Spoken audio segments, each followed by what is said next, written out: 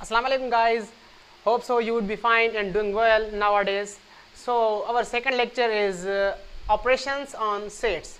So let's start from the operations. So there are four type of operations on sets: union of sets, intersection of sets, difference of sets, and complement of sets. So we are going to start from the union of sets, then we will write these types. So basically union of sets है क्या, हम set में ऐसा क्या करते हैं, या union का मतलब क्या है। जिस तरीके से हमने पढ़ा था बचपन में या अभी भी पढ़ते हैं, अभी भी करते हैं, डेली रूटीन का वर्क है, प्लस माइनस करना, डिवीजन एंड मल्टीप्लिकेशन करना नंबर्स में। तो यूनियन सेट्स में जो है ना, यूनियन का मतलब है उन दो सेट्स को आपस में मिलाना। फॉर एग्जांपल हमारे यहाँ सेट मिला हुआ है A is equals to A B and C, और हमारे यहाँ सेट बी है सी डी एंड ई। ठीक है, तो बेसिकली इनका यूनियन करना मतलब ये है कि इनको एक ही सेट बनाना, यानी ये दो अलग सेट हैं, इनको हम मिलाकर एक सेट बनाएंगे। तो बेसिकली हमको यूनियन, हम जो यूनियन को रिप्रेजेंट करते हैं वो ऐसे यू से करते हैं, बड़े वाले यू से। ठीक है, बड़ा अल्फ़ाबेटिकल वर्ड वाला यू। तो ये है यूनियन की सिंबल। तो ए यूनियन बी को हम इस तरह रिप्रेजेंट करते हैं, A union B is equals to what, then we will see here, दोनों में जो सेम एलिमेंट्स होंगे हम उनको एक बार लिखेंगे यहाँ पे, बाकी जो है ना सबको तरतीबवार लिख देंगे। ए बी, अब सी वहाँ पे मौजूद है, सी यहाँ पे मौजूद है। ठीक है, सी एक बार लिखेंगे हम, D and E. So basically इसका मतलब ये नहीं है कि मैंने पहले ए के मेंबर लिखे फिर जो है ना सी के एलिमेंट्स लिखे, और सॉरी बी के एलिमेंट्स लिखे, ऐसा नहीं है। अगर इनमें आगे पीछे एलिमेंट्स पड़े होंगे तो हम उनको तरतीबवार करके एक ही सेट में लिख देंगे। तो ये क्या कहलाएगा, ए यूनियन बी, यानी दो सेट का आपस में मिलाप। तो ये था हमारा यूनियन। एंड हम चलते हैं इंटरसेक्शन की तरफ, क्योंकि ये हमने बचपन क्लासेस में पढ़े हुए हैं, छोटे क्लासेस में पढ़े हुए हैं। ये बेसिक कोर्स है, इसलिए आज से मैं सबको टच करता जा रहा हूँ, वरना इनकी इतनी ज़्यादा नीड नहीं थी। वेन डायग्राम आएगा अल्हम्दुलिल्लाह, वहाँ पे थोड़ी टफनेस ज़रूर है, लेकिन इनमें इतनी नहीं है। इंटरसेक्शन, ठीक है, समझ जाएंगे आप। इंटरसेक्शन, बेसिकली इंटरसेक्शन क्या होता है, अब हम सेट ले लेते हैं ए, जिसमें 1 2 3 4 5। ठीक है, हम बी ले लेते हैं सेट, जिसमें है 3 4 5 6 एंड 7। इंटरसेक्शन का मतलब ये होता है कि दो सेट्स जिनमें सेम एलिमेंट हो, जो उनमें सेम एलिमेंट हो, वो हम उसका इंटरसेक्ट मतलब जो आपस में एक दूसरे को इंटरसेक्ट करते हो, मतलब एक दूसरे के सेम हो। ठीक है, शक्ल सूरत में सेम हो तो हम उनको इंटरसेक्शन कहते हैं। फॉर एग्जांपल हम यहाँ पे दो लाइंस बना रहे हैं, तो ये क्या होगा, हमारा इंटरसेक्शन पॉइंट होगा। तो ये इंटरसेक्शन पॉइंट जो है ना, अगर हम इसको प्लेन यहाँ ले लें, तो यहाँ क्या होगा, ये x है, सॉरी ये y है, ये x है, तो ये उनका 0 पॉइंट है, ये y का भी 0 पॉइंट है, x का 0 पॉइंट है। अगर हम यहाँ पे कोई लाइन इंटरसेक्ट करवा रहे हैं तो लाइन का इंटरसेक्शन पॉइंट क्या होगा, वो 0 होगा, जिसमें y भी 0 होगा और x भी 0 होगा। तो ये हमारा इंटरसेक्शन पॉइंट होता है। इंटरसेक्शन पॉइंट मतलब same point.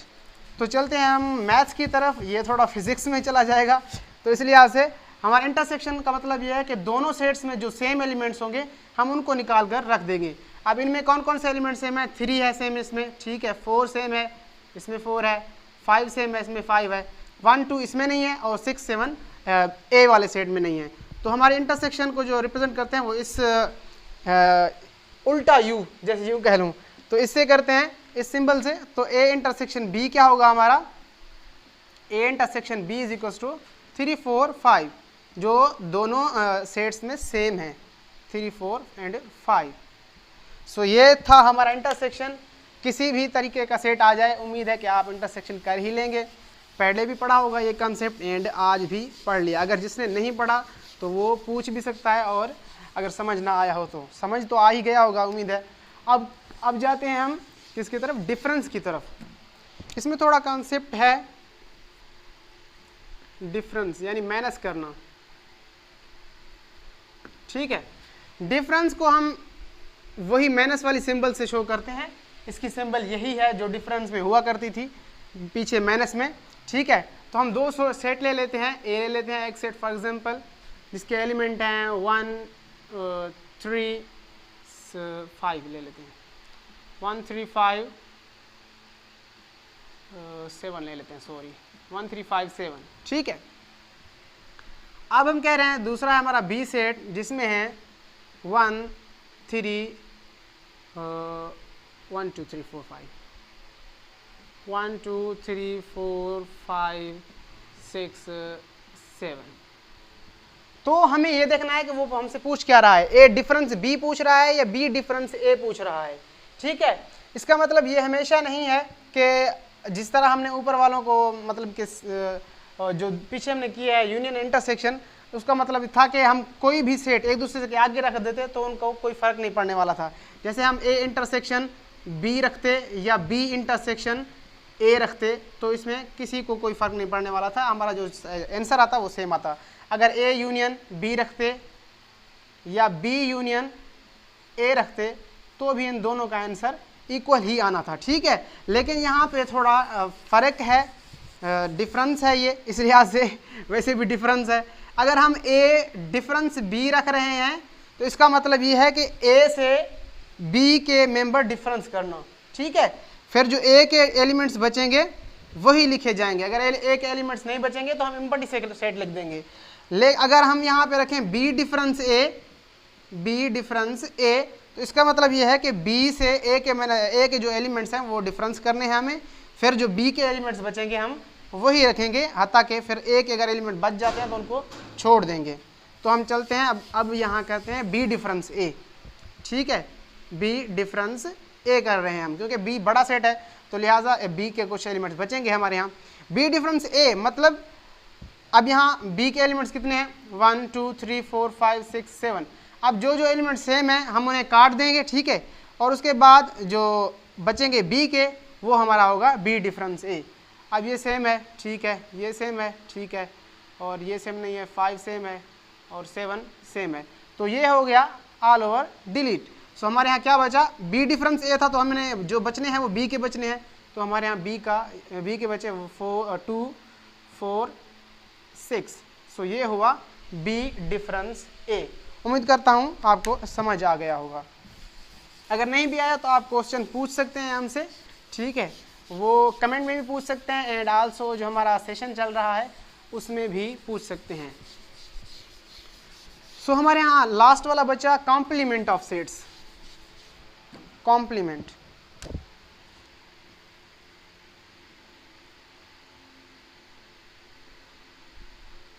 Complement of sets. So basically complement जो है, हम अगर कोई सेट ले रहे हैं उसका कॉम्प्लीमेंट फाइंड कर रहे हैं तो उसका कॉम्प्लीमेंट की सिंबल ये है कि उसके ऊपर छोटा सा सी लगा दें, ठीक है, या हम उसे यू शो करते हैं ए डॉट। ये भी ऐसे ही सी का ही सिंबल है लेकिन इसको डॉट कहते हैं, ठीक है। तो ये थी कॉम्प्लीमेंट की सिंबल। हम देखते हैं कि कॉम्प्लीमेंट फाइंड कैसे करते हैं। अगर हमारे यहाँ कह रहे हैं सिंपल के ए कॉम्प्लीमेंट फाइंड करें तो उसके लिए उन्होंने यूनिवर्सल सेट तो दिया ही दिया होगा क्योंकि कॉम्प्लीमेंट का मतलब ही डिफरेंस करना होता है। फॉर एग्जांपल हमारे यहाँ सेट है ए इज इक्वल्स टू, ये कॉम्प्लीमेंट नहीं था, ए इज इक्वल्स टू है 1 2 3 4, ठीक है। और हमारे यहाँ दूसरा सेट है यूनियन सेट। यूनियन सेट में हमें क्या दिया हुआ है 1 2 3 4 अप टू 10। अब यहाँ देखते हैं कि इनका कॉम्प्लीमेंट का मतलब भी यही था कि ए के मेंबर जो है ना वो यू से डिफरेंस करने हैं। सो हम जो राइट करेंगे उसका कॉम्प्लीमेंट जिसका भी फाइंड करना होगा हमें यू से डिफरेंस करेंगे ए के, ठीक है। यूनिवर्सल सेट वो हम आपको देंगे ही देंगे अगर कॉम्प्लीमेंट का उन्होंने जिक्र किया होगा तो। इसको हम यू राइट करते हैं, U difference A is equals to complement. तो हमने यू डिफरेंस ए रखा, यू के कितने मेंबर हैं 10 तक हैं, ए के कितने मेंबर हैं 4 तक हैं, तो हमने 4 तक जो मेंबर हैं वो डिलीट कर दिए, जो बचेंगे वो हम राइट कर देंगे 5 6 7 8 9 10। So this is the answer of A complement. A complement is equals to what, ये हमारा ए कॉम्प्लीमेंट हो गया। तो गाइस सो अब हम पढ़ते हैं laws on the sets. So first of all कौन सा लॉ है हमारे यहाँ, commutative law of universal and intersection. जैसे कि मैंने आपको पहले बताया था कि ए यूनियन बी हो या बी यूनियन ए हो, इनको यूनियन से कोई फर्क नहीं पड़ता। ये कह रहा है कि क्या ये लॉ प्रूव हो सकता है कि नहीं, A union B is equal to B union A, क्या ये एक दूसरे के बराबर हैं या नहीं है। तो हमने ये प्रूव करना है, इसे हम कहते हैं commutative law of union. First of all हम ले लेते हैं ए इज इक्वल टू है 1 2, शॉर्ट लेते जाते हैं क्योंकि हमें सिर्फ लॉज प्रूव करने हैं, लंबा सम नहीं करना। बी ले लेता हूँ मैं 2 3। तो हमें ए यूनियन बी लिखना है, ए यूनियन ए और यू बी का यूनियन करना है। तो हमारा क्या हुआ, A union B is equal to 1 2 3। So हमें ये अब दूसरा अल्लाह ये प्रूव करना है बी यूनियन का, बी यूनियन ए करना है। तो B union A is equal to what, जबकि करना उनका मेलाप ही है, तो हम क्या करेंगे, दोनों को अब बी के मेंबर देखेंगे 2 3 है, उसका 1 2 है, तो उनको तरतीबवार लिखेंगे तो क्या होगा 1 2 3। तो क्या ए यूनियन बी और बी यूनियन ए का आंसर सेम है? बिल्कुल, दोनों का आंसर सेम है। तो ये प्रूव हो गया कि law of commutative law of union is right. So ये हमारा लॉ प्रूव हो गया। तो हम अभी कम्यूटेटिव लॉ ऑफ इंटरसेक्शन देखते हैं। ए इंटरसेक्शन बी, ये जनरल फॉर्म होती है उसकी, यहाँ पर आपको कोई भी सेट मिल सकता है, N intersection M, O intersection P, Q intersection R, आपको कोई भी सेट मिल सकता है। ये जनरल फॉर्म है तो मैं जनरल फॉर्म को ही प्रूव कर रहा हूँ। बी इंटरसेक्शन ए, क्या ये पूछ रहा है कि A intersection B B intersection A के बराबर है या नहीं है, तो हमने प्रूव करना है। फॉर एग्जाम्पल हम सेट ले लेते हैं ए इज इक्वल टू 1 3 5, ठीक है, और सेट बी ले लेते हैं हम इज इक्वल टू 3 5 7, ठीक है। अब हमने प्रूव करना है ए इंटरसेक्शन बी। तो हमारा इंटरसेक्शन का मतलब क्या होता है, जो एलिमेंट सेम हो वही रखेंगे। तो ये एलिमेंट सेम है 3 और 5, तो ये हो गया हमारा ए इंटरसेक्शन बी। तो हमारा बी इंटरसेक्शन ए क्या होगा, B intersection A is equal to what, B intersection A हमारा होगा। अब मतलब क्या करना तो सेम ही है, इंटरसेक्ट ही करना है। अब यहाँ पे बी के एलिमेंट्स ये हो गए, ए के एलिमेंट्स ऊपर वाले हो गए, तो इनमें से कौन से एलिमेंट्स एक दूसरे को इंटरसेक्ट कर रहे हैं, वही 3 और 5 हैं। तो यहाँ क्या होगा 3 और 5। तो हमारा कम्यूटेटिव लॉ ऑफ इंटरसेक्शन भी प्रूव हो गया। तो हम चलते हैं अब दूसरे लॉ की तरफ, जिसे हम एसोसिएटिव लॉ ओवर इंटरसेक्शन और associative law with respect to union कहते हैं। तो हम यहाँ पे एसोसिएटिव लॉ,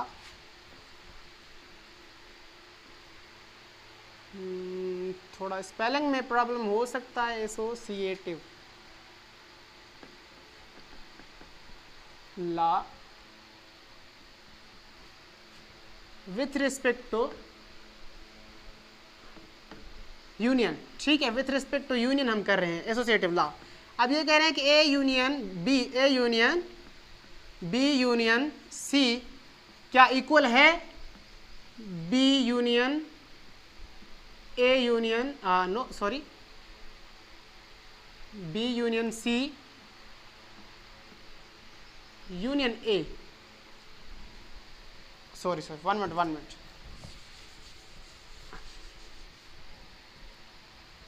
ए यूनियन बी यूनियन सी, ठीक है। तो ये पूछ रहा है कि A union B union C क्या इक्वल है A union B union C. तो फकत इन्होंने ब्रैकेट का जो है ना वो रखा हुआ है इसमें डिफरेंस, तो इसलिए से हमको इसको प्रूव करना है क्या ये एक दूसरे के बराबर हैं या नहीं है। ये कहलाता है associative law with respect to union. तो हम क्या कह रहे हैं, हम अभी ए कोई सेट ले लेते हैं, ए है हमारे पास ए बी सी, ठीक है, और हमारे यहाँ दूसरा सेट है बी, वो क्या है हमारे यहाँ बी सी है, ठीक है। अब डी भी ले लेते हैं, इसमें कोई बात नहीं। और हमारे यहाँ तीसरा सेट है सी इज इक्वल टू हम क्या ले लेते हैं, सी ले लेते हैं ई एफ, ठीक है गाइस। तो हमने प्रूव क्या करना है, A union B union C is equal to है A union B union C के। तो हमने फर्स्ट ऑफ ऑल तो ये इनका यूनियन करना है जो हमारे ब्रैकेट्स के अंदर होंगे। बी यूनियन सी फाइंड करते हैं, B union C is equal to what, B के कौन से मेंबर हैं, B C D and E F. तो हमारा बी यूनियन सी क्या होगा, B C D E F. Now फिर हमने क्या करना है, अब ये ब्रैकेट वाला तो फाइंड हो गया, तो हमको इसके साथ फाइंड करना है। अभी हमने फाइंड करना है A union B union C. So हमारे पास इसका आंसर तो मौजूद ही है, तो हम इसको देखेंगे। अब एक क्या मेंबर है, ए बी सी, ए के मेंबर हैं ए बी और दूसरा हमारे यहाँ मिला हुआ है जो हमारे बी यूनियन सी का आंसर है, C D E and F. तो हमारे यहाँ क्या मिला, A union B union C का आंसर क्या मिला, A B C D E F. ठीक है, तो हम फाइंड करते हैं अभी A union B union C का, जो हमारे यहाँ दूसरी साइड है। तो हमने फर्स्ट ऑफ ऑल फाइंड क्या करना है, B union A union B करना है। ठीक है, जो हमारे यहाँ ब्रैकेट्स में है, ये हमारा सेकंड पार्ट हो गया। ठीक है, ये हमारा सेकंड पार्ट है जो उस वाली साइड है, मतलब इक्वल की दूसरी साइड है। ए यूनियन बी हमारा क्या होगा, अब ए के मेंबर क्या है, ए बी सी, ए के मेंबर है और बी क्या है, बी सी डी है। तो हमारे यहाँ क्या हुआ, A B C and D हो गया, ये हमारा हो गया ए यूनियन बी। एंड अभी फाइंड करना है A union B union C. अब हम फाइंड करेंगे A union B union C. ठीक है, इज इक्वल टू, तो हमारे यहाँ ये ए यूनियन बी तो मिला ही हुआ है, तो सी के जो है ना एलिमेंट्स हमारे यहाँ इजाफी हैं, तो वो हम मिला देंगे, A B C D E and F. So क्या ये प्रूव हो गया कि इन दोनों का आंसर सेम है, तो इट इज़ प्रूव्ड नाउ। इसी तरीके से इंटरसेक्शन भी इसका प्रूव हो जाता है, वो आप खुद कर लीजिएगा। हम बढ़ते हैं अब दूसरे लॉ की तरफ, जिसे हम कहते हैं distributive law with respect to distributive law of union with respect to over intersection and distributive law of intersection over union. अब ये लॉ थोड़े डिफ़िकल्ट हैं, इनके लिए भी हम तैयारी कर चुके हैं और आगे भी करेंगे इंशाल्लाह, क्योंकि यूनिवर्सिटीज़ की टेस्ट आ रही हैं, तो उसके लिए ये लॉज भी आपको प्रूव करने होंगे। अब हमारे यहाँ क्या है, to verify distributive law, second लिख लेते हैं, distributive law, distributive law of union over intersection, over intersection.